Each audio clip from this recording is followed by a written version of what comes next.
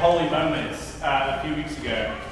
I think when you have an unexpected holy moment, it's called grace. And here's what happened. I was looking through my inbox on my email, Outlook, we use Microsoft Outlook. Was looking through there for an email that I had gotten about a particular Sunday school curriculum that a friend of mine who's a priest out in the Pacific Northwest was asking about something. I said, "Oh, I know what you're talking about. I've still got the email because, as you'll find out in a moment, I have a hard time deleting emails. I know where the button is. I just don't tend to do it." So I typed in the little search part on Microsoft Outlook. I typed Sunday school.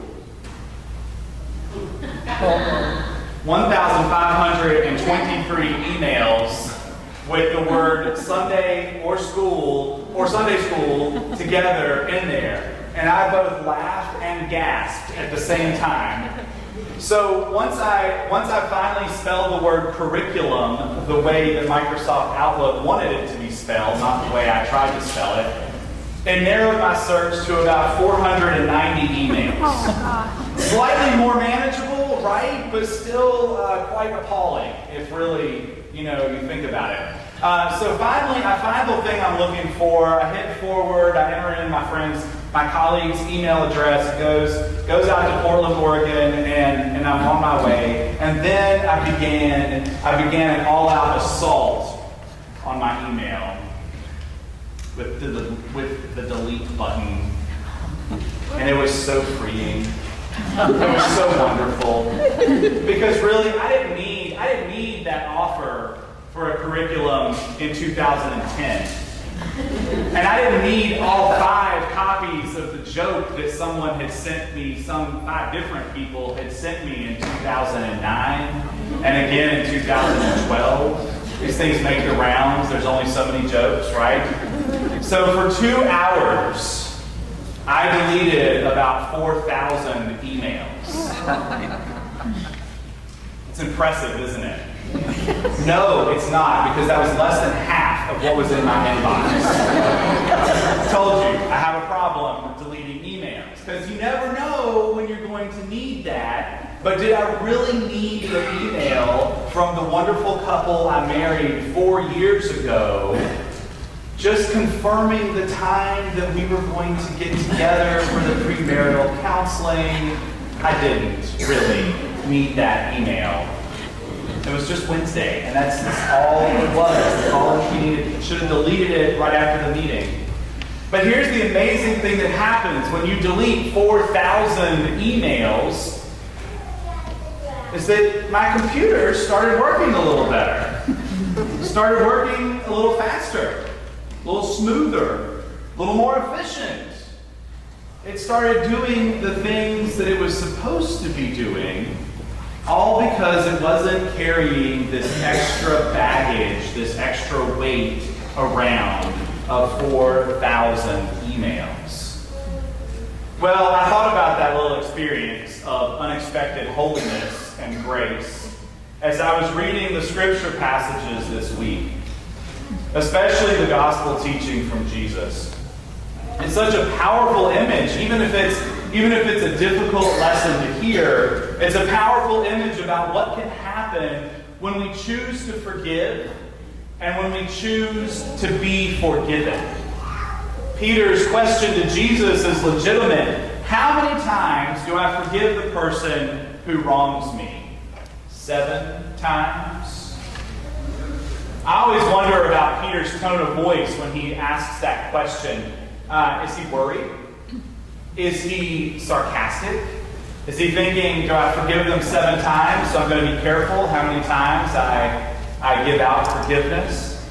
Is he confused about this? 7 is, of course, a biblical number all throughout Scripture. It's a number meaning perfection and completion. So Jesus calls Peter and each of us to perfection upon perfection and completion upon completion. There's a footnote in my translation, my Bible, which is the NRSV, which is what we read in church. There's a footnote at 77 times. says other authorities say 70 times 7 times. So either way, we are called to forgive over and over, whether it's 77 times or 490 times. And listen, I know it can be hard. I get that.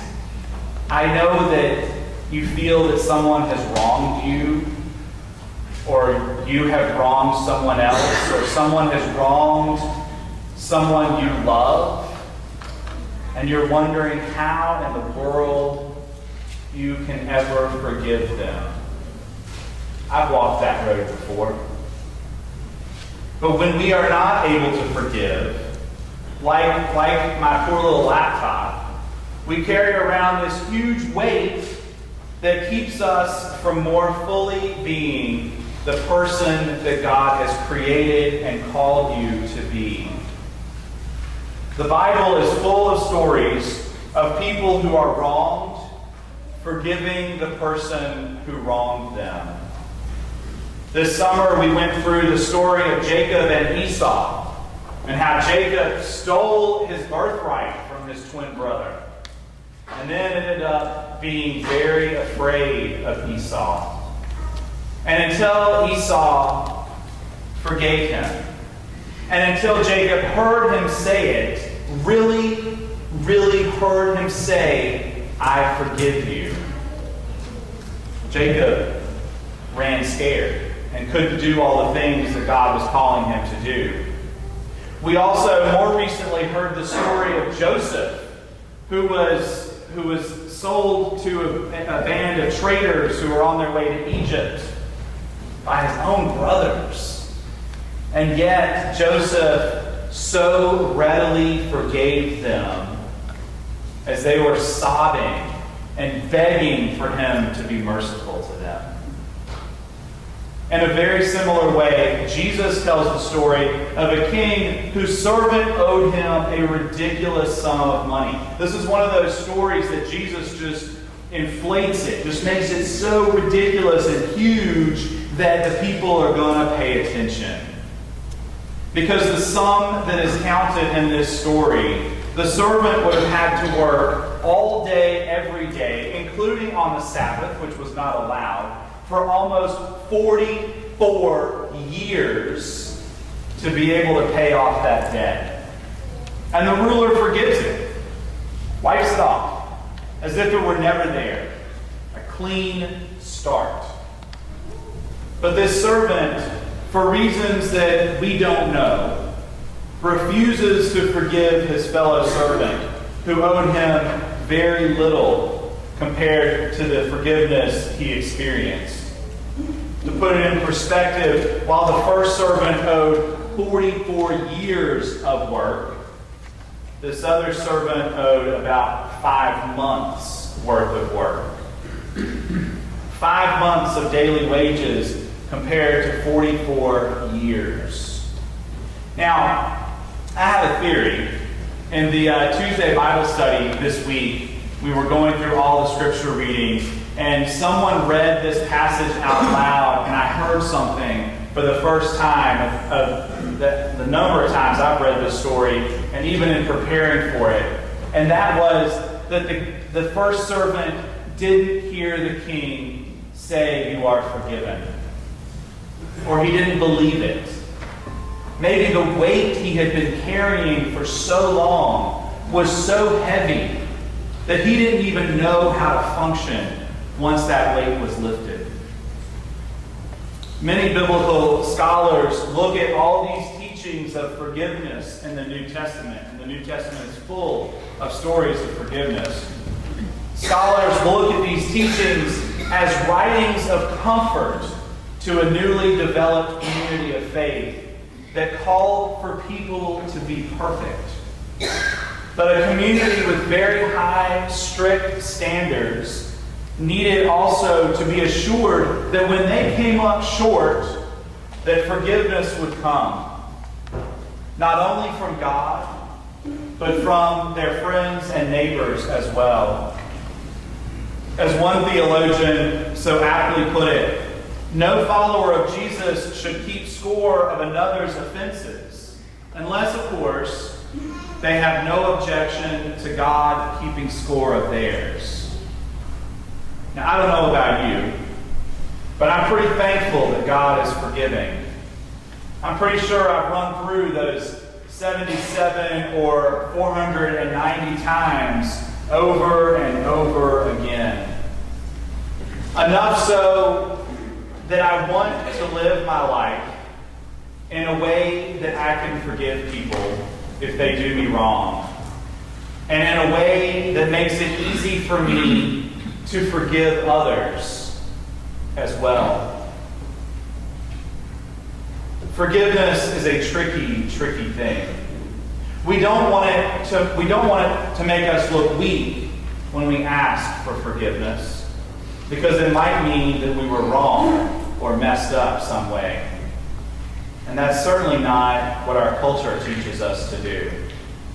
And we might also feel powerful beyond measure if we can withhold forgiveness from someone else. But Jesus calls us to live in a different way. Jesus calls us to live in a way different than what our culture and our world tells us to live. Not only are we called to forgive others, we are called to accept their forgiveness as well. And to accept God's forgiveness too. And it's not always easy. But it is so important. So here's the question, or questions. Is there someone's forgiveness that you need in order to live more freely? In order to be more fully the person that God has created you to be? And is there a piece of forgiveness you need to give so that both you and that other person can grow more fully into the love of Christ and share the love of Christ more fully with those around you? Not 7 times, Jesus says, but I tell you, 77 times.